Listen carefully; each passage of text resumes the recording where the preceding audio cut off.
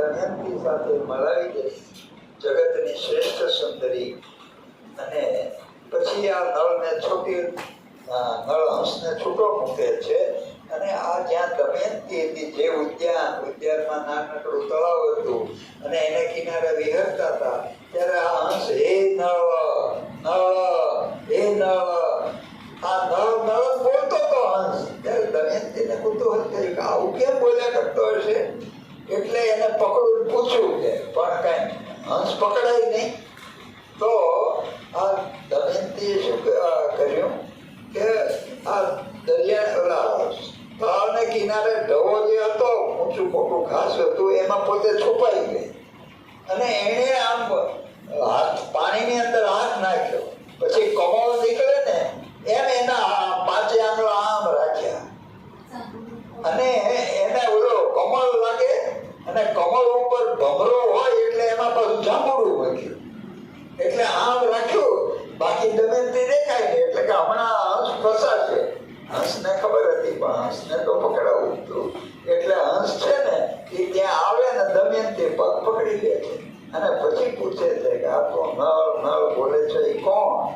અને ત્યારે જે વખાણ કરે છે નળના, અને એનાથી દમયંતીએ નક્કી કરી નાખ્યું કે હવે વરવું તો કોને વરવું?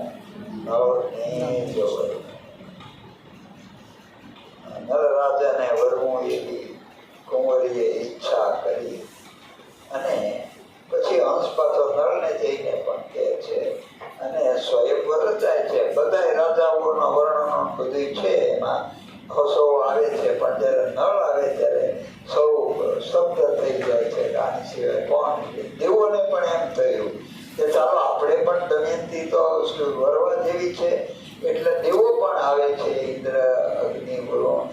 અને એ પાંચે એને ખબર છે કે નળને જ તે વરવાની છે. દેવો તો ઈચ્છાધારી રૂપી છે, એટલે બધા નળ જ થઈ જાય છે. અને આ જ્યારે સ્વયંવરમાં આવે ત્યારે એ પાંચે નળ આમ દમયંતી સ્તબ્ધ થઈ જાય છે. હજી નળ જ્યાં આમમાં મોટું કરે વરમાળા સ્વીકારવા, ત્યાં તો આગળ 5 નળ નામ છે, આ બીજા નળ ના મોટા. એટલે દમયંતી વિમર્શનમાં પડી, હે આવું કેમ કે કોને ક્યાં નળ ને આ રૂપું બીજું નીકળે તો શું આ તે, એટલે મૂંઝાય છે. હા, પણ પછી એને કહે છે જો દેવતાઓ છે ને એને આંખનો પડકારો ન હોય, એને પડછાયો ન હોય,